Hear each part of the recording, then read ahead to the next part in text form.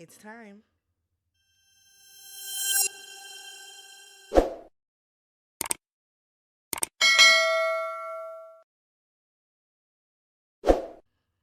What's good, y'all? Welcome and welcome back to the channel. I'm Tammy. This is Tammy Talks.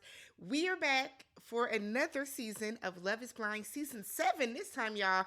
Cheers to season 7. Get your gold gobblers out, all right? So, before we get started, if you have not already, subscribe to the channel. If you're coming back from Love is Blind seasons 2, 3, 4, 5, or 6, and you have not yet subscribed, or just double check that you are still subscribed, go ahead and do that. My birthday was on Friday, so you can wish me a happy birthday by hitting the subscribe button. All right, thumbs up the video if you enjoy it, and then leave your comments down below just on episode 1. Y'all know I go episode by episode with my recaps. Snitches get stitches, okay? So what that means is if you are spoiling the episodes in the comment section, I'm gonna have to block you, okay? Y'all know I corporate thug during the day, YouTube by night, so I'm not able to sit and binge episodes. All right, so let's get started, y'all. So remember, I did a cast reveal video about a week ago. So I'm not going to go through, age, sex, location for the AOL babies. I'm not going to go through the age, sex, location for everybody about that type of stuff. We're going to get right into the shits, all right? It starts off with the guys singing Marvin Gaye, Ain't No Mountain High Enough. I said, oh. And then we find out by way of the show, spoilers, in the trailer where they're basically showing us who's going to end up together. But, I mean, sure. All right. So, first up, we have Ashley A. and Tyler. Cute. Love everything about them together. Tyler is handsome. Ashley is Ashley A is gorgeous. I like their energy together. So they have a cute connection. So we find out that her parents divorced when she was 6. Her mother then remarried after that. And ultimately, that marriage didn't work out either. So because of that, Ashley's like, look, it's one and done for me. I want to go into this getting married once, and I want to stay married. And sis, same. Same. My parents married 46 years. I'm trying to be like them. Trying to get to their level, right? My aunt and uncle, I think, married 42 years. I'm trying to get to their. I want to get to their level. So kudos to them.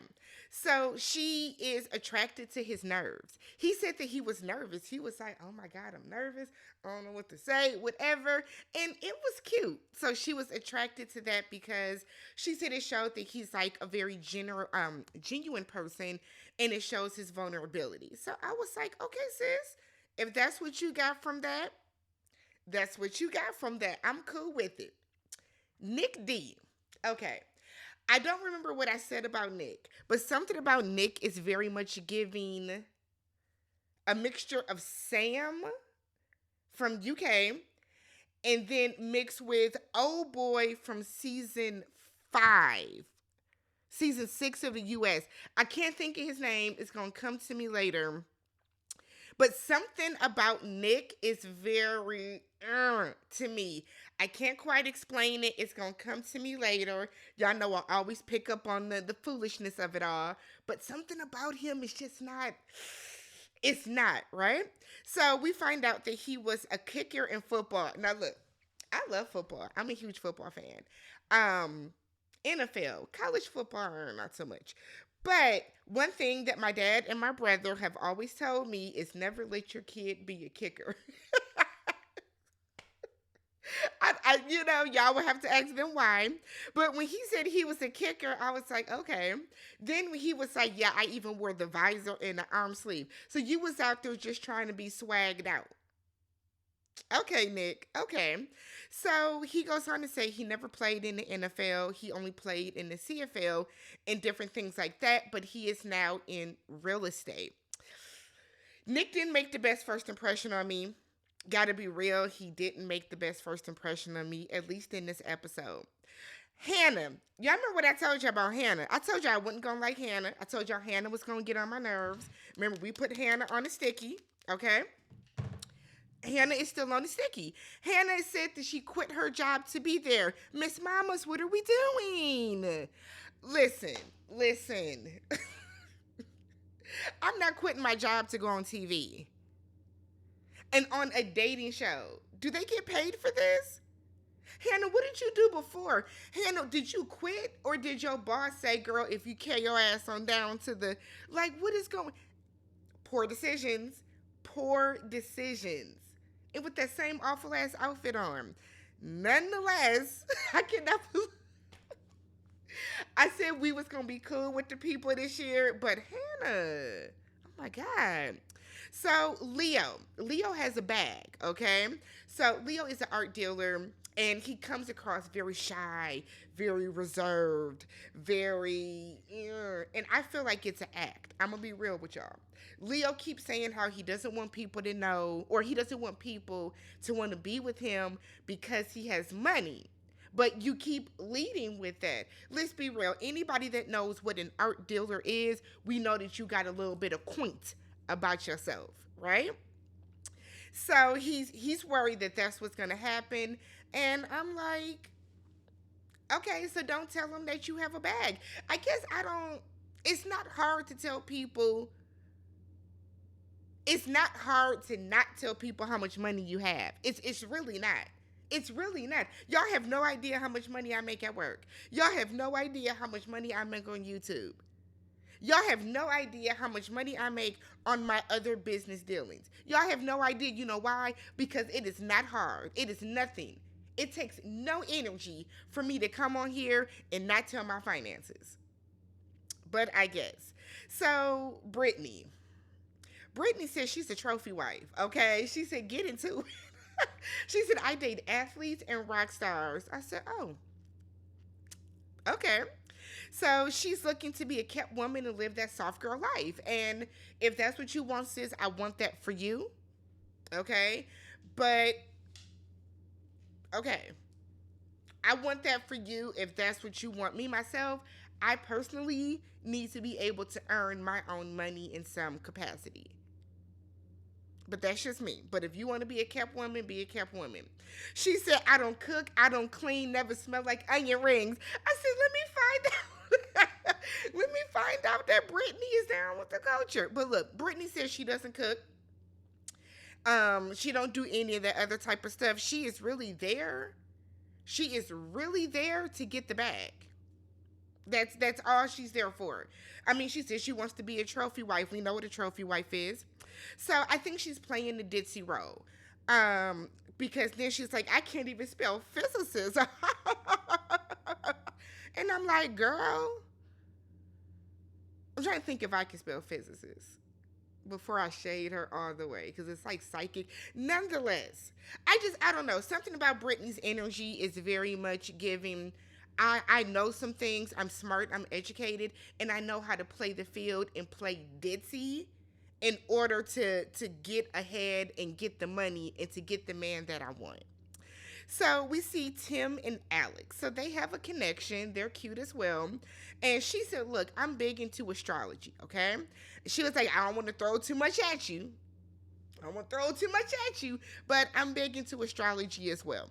I enjoy astrology. My astrology knowledge goes as far as my sun, my moon, my rising, my Venus. I have like my chart in my phone.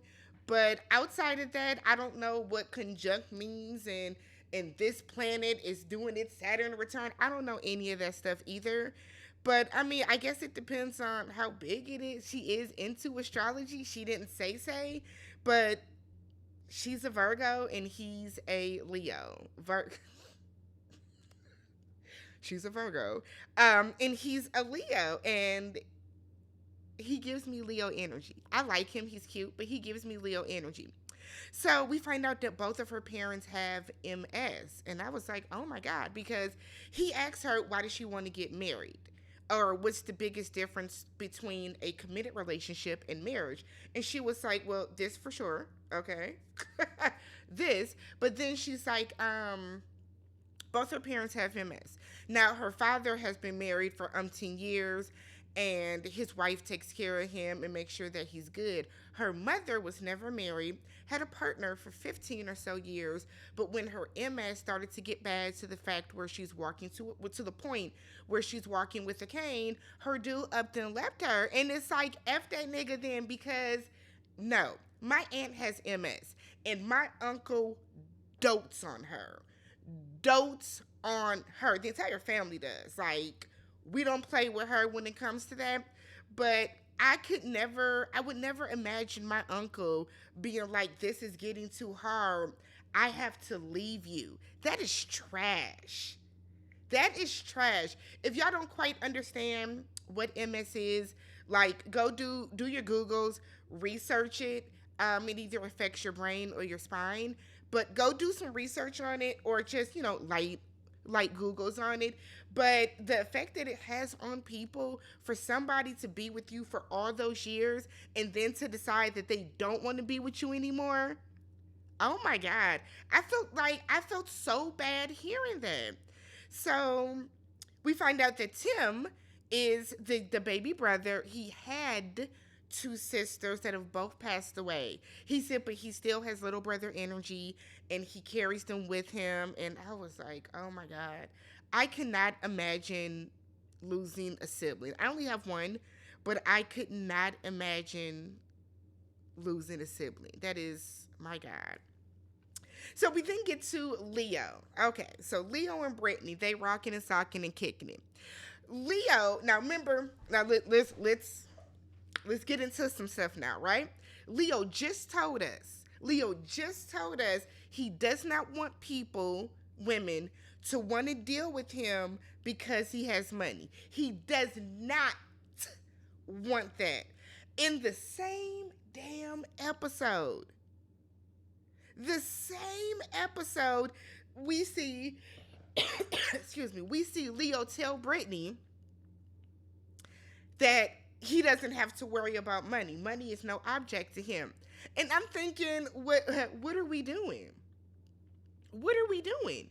So he's like, look, I grew up really well. I don't have to worry about money. You know, I'm in a very fortunate position where at 30 years old, that's not a worry of mine.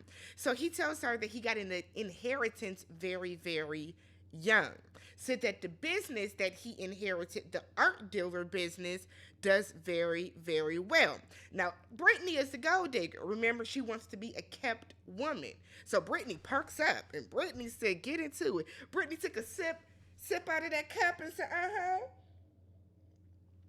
just give me my money. That's what Brittany was on. That's the vibe Brittany was on. She heard inheritance and sat straight up. I said, okay. She threw that, bow. That's what she wants. So she was like, I'm so glad you mentioned that. Oh my God. Because how we going to do the bills? How we going to pay the bills? You going to pay the bills? Am I moving into your mansion? What's tea? That's the energy Brittany was on. So he was like, well, I don't want to pay for everything, okay? Not comfortable with that. But I also don't think that we should go 50-50 because I do make more money than you. So he's like 50-50 would kind of be, not the best ideal situation if I got more money. So she's like, oh my God, thanks. Because most guys are like a hard 50-50. And being a girl is so expensive. We got nails, we have hair, we have grooming, we have primping, we have pampering. It's expensive being a girl, and it is. It is expensive being a girl. But makeup is a luxury. Nails are a choice. Hair is, you know what I'm saying? Like, a lot of that stuff is a choice. So and I do makeup, and I wear nails, and I go get my hair done, and I do all of that stuff. But I still recognize that is a luxury. That is a luxury. Is it expensive? Absolutely. Of course it is. But I pay for it because I want it. I am never going to go into a relationship and expect that the dude has to pay for my nails, or expect that my dude has to pay. You know what I mean? But that's just me. That is just me. That's, again, I work to have my own money for a living, for a reason too.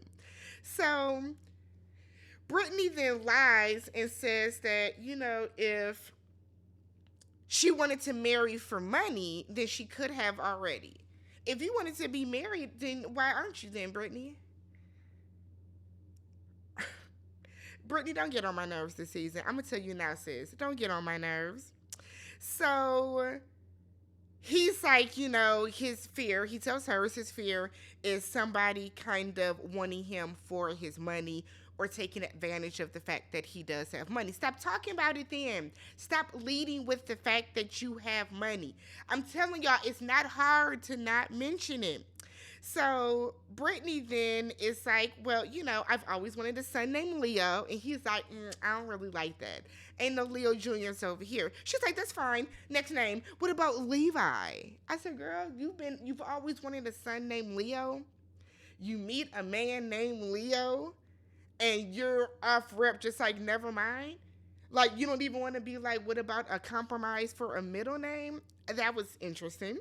So Leo then tells her, well, Leo goes back to the gentleman's lounge and he's telling the guys, he's like, yeah, y'all know money ain't a thing for me. Just throw it in the bag. And I'm like, Leo. So here's what I'm getting. Leo has low self-esteem. Leo knows that he isn't a lot of girls' first choice. So Leo wants to lead with the fact that he has money. If I was that well off and I had that much money, I wouldn't come on here and say a damn thing. You can say that you work at an art gallery. You don't have to, I guess. So he's telling the guys that he got into the profession that he's in now because he inherited the family business. So his grandparents, his parents, and his stepfather all got cancer and died within 3 years. Leo. I don't want to see a Menendez-esque brothers situation coming out of this. All these people just dropped it. Okay. I'm so sorry that happened to you. That is concerning. Sorry, you need to be doing all the preventative cancer care that you can. Shout out to, I'm not gonna do it. Do all the preventative cancer care that you can, because oh my God.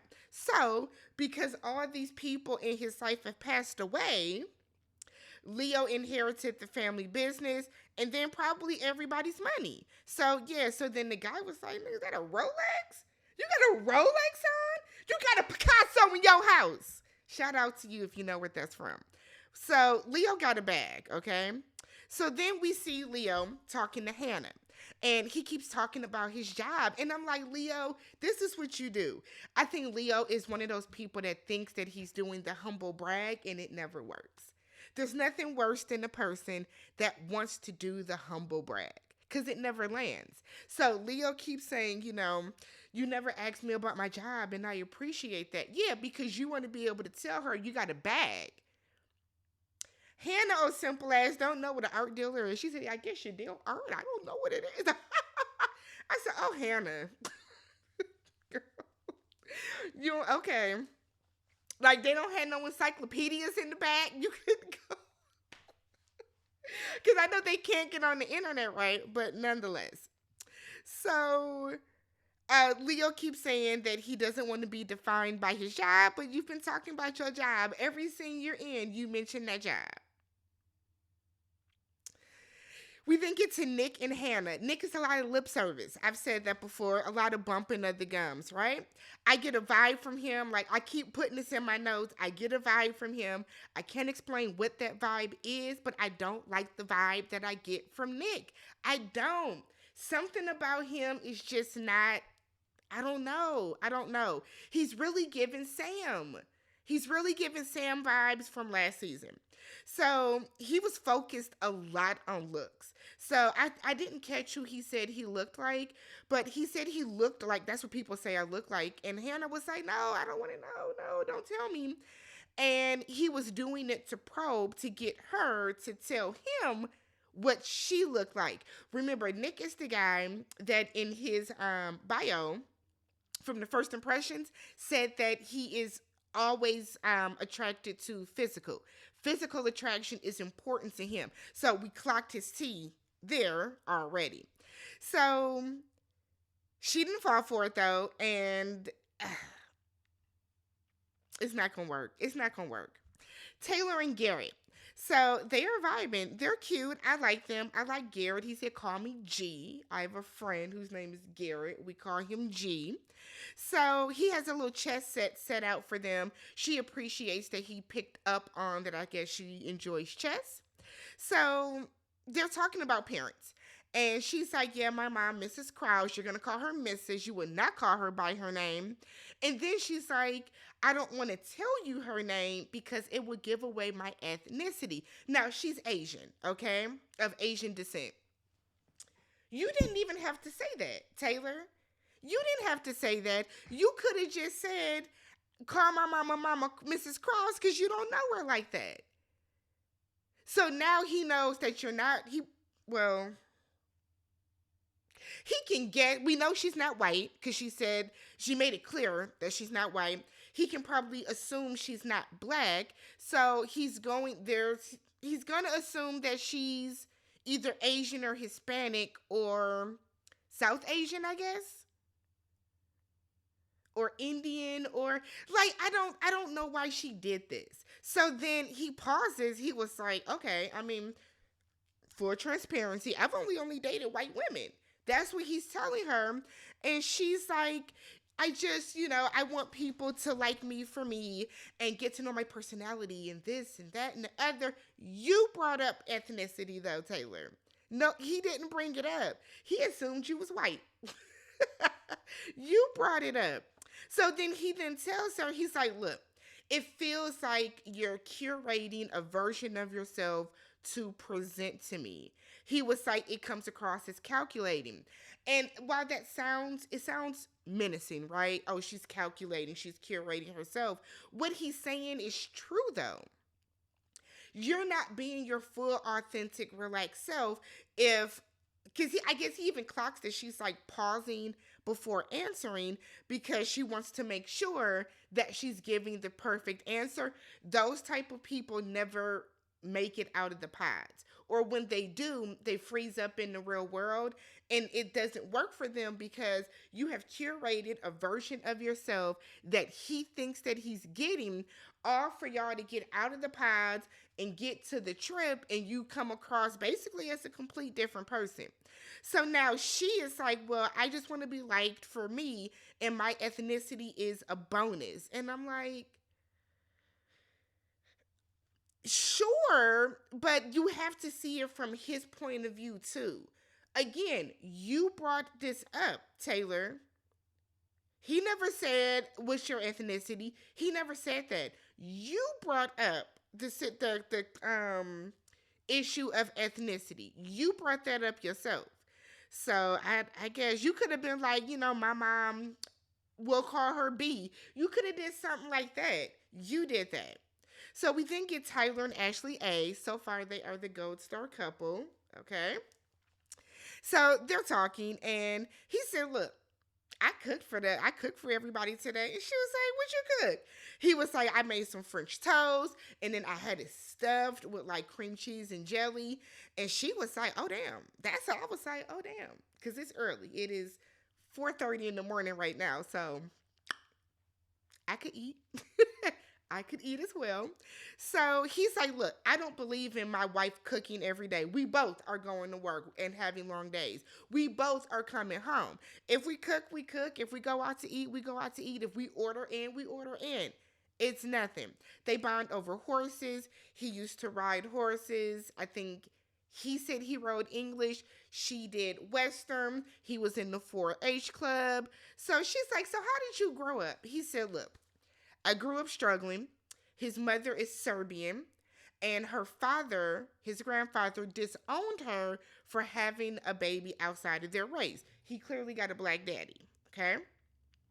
So he was like, so because of that, they struggled. So he then gets emotional, starts crying when he's thinking about how his grandmother got sick and passed away. And he didn't know how to console his mother at the time because he said he was like 9 or 10. And people kept telling him at the service, at the funeral, go hug your mom, go hug your mom. And he's like, I just feel bad because I didn't know how to be there for her and she had to suffer by herself. And we would hear her laying down crying and we didn't, like, I couldn't do anything to help her. I was like, oh. He was the one that said that he was super close to his mom, right? Is he the one that I said be careful about with the mama's boys? So he then said that Ashley A is his girlfriend now, and he telling everybody. And then as he leaves the pods, he says, I'm getting married, because they have a really, really good connection. And I like them. I hope they make it out of the pods together. Hannah's in the women's lounge telling the other ladies that she likes Nick, okay? And they like Mr. Suave. So apparently none of the other girls in there like Nick. Nick is Sam from last season. So they're all telling her he might be a little fugazi, sis. Shiver your heart. You know, something about him ain't right. Like what I'm saying, the ladies are saying too. And Hannah, God forbid. Remember I told y'all, Hannah's on the sticky, okay? Hannah is like, yeah, there's something about him. I don't trust everything about him, but I don't know. And I'm like, Hannah, you want attention. This is what I get. Hannah is a girl, doesn't get enough play, right? Doesn't get enough play. And so the fact that Nick might be the only guy in there that's paying her any attention outside of Leo, but outside of Leo, Nick is giving her a lot of attention, and that's what she's banking on. She wants the reassurance. Remember, Hannah quit her job to be here. So by hell or high water, Hannah's ass is going to make sure she leaves with somebody so this entire thing was not in vain, right? So she's like, well, I don't know what I should do. And like, I feel like every time we see Hannah in the women's lounge, she's talking to a different subset of women that are telling her, don't fool with Nick like that. So she's like, I don't know what to do. So meanwhile, Nick and Leo are talking to some of the other guys, and Nick is saying how he wants Hannah, and Hannah is his number one, whatever the case. And then he asks, oh boy, with the 2 braids, and he's like, I think you're talking to Hannah. He was like, I'm not, but okay. And Leo is sitting there, and Leo is, mum's the word, because, Leo does like Hannah. Hannah and Nick meet up. She comes in and gets right to the shit. I got concerns about you. I was with Nick. Dang. Why would you approach him like that? I felt like that put him on the defense. Like, that was wild, Hannah. If you got questions about him, sure, but to do it that way, put him on guard, and he started to curate the answers to tell you what he thinks you wanted to hear. He didn't give you authentic answers then. So she's like, so why are you here? Because you talk a lot about your looks, and you talk about how good you look, and you got this going for yourself, and you got that going for yourself. I don't think you have trouble in the real world getting a girl. He's like, well, what I've done out in the real world, it hasn't worked, right? So I think what I'm doing, I'm doing something wrong clearly. So I wanted to come in here because I want unconditional love, and I want to find something that's sincere and that's genuine. And she tells him, I don't think you got trouble. I do not think you have trouble. He flips it and was like, well, you seem like you're perfect. What's wrong with you? Reverse psychology. Flip it and reverse it. And Hannah fell for it. So Hannah is like, well, I just think that when people see me, they are just immediately attracted to how I look and immediately attracted to all of this. I said, not too much because that outfit. But she's like, they're attracted to all of this, and I don't get the chance to be unapologetically me. So Nick is like, well, no, I want you to be unapologetically you. Hannah's like, look, I think you like me because you think I look a certain way. And he does. He does. He thinks you look a certain way. She says she has felt objectified by him because he said that he can't wait to see her in a bathing suit, and he pictured her and she was in his dream and all this other type of stuff. I think that was him that said that. And she's like, I just don't think that you're going to fully accept me. Hannah seems like a bigger woman. She seems tall. She's not a petite woman, right? And I think that she might be worried because she is a more full-figured woman. So I think she's more worried about her weight because a lot of Nick's conversation has come across superficial, if we're being real. So he's like, no, I don't care how you look. I don't give a F how you look. Yes, you do. Because in your bio, we went through the bios. You said that you are attracted to physicality. Physical attraction is important to you. You said it, Nick. You said it. So Nick then says that when he comes to talk to her, it feels like he's talking to his homie lover friend, his best friend, his boo, and his wife. I said, lay it on thick, slather it. Slather it on. And she yucked it up for a moment. Then she was like, I don't know what I want to do. I can break up with you now or I can go on with somebody else. I was like, damn, Hannah. Okay. Hannah breaks up with him. Hannah tells him, look, I think you still got to work on yourself and I got a better connection with somebody else. So deuces. I said, Hannah, ma'am, Miss Mamas, you don't even know if you and Leo are really rocking and rolling like that for you to be breaking up with somebody right away. Leo has not given you any indication that you are his number one. Hannah goes back to the lounge, okay? And Brittany comes walking in and was like, I was thinking to myself, Leo. I said, this heifer here. Brittany knew what she was doing. So Brittany was like, I did not mean to say that. Oh my God, I did not mean to say that. Oh my goodness. And I'm like, oh my God. Meanwhile, in the men's lounge, Nick is like, I don't know what happened. She broke up with me. Somebody in here starting drama. No. The women don't like you, the women are telling her. The men ain't did nothing to you. Nothing at all. Meanwhile, Leo's over to the side like, I'm rich, bitch. I'm a fucking big timer. So Hannah, we go back over to Hannah, and Hannah's like, I regret it. Maybe I shouldn't have told Nick. I said, girl, you shouldn't have broke up with him. You should have kept talking to Nick, found out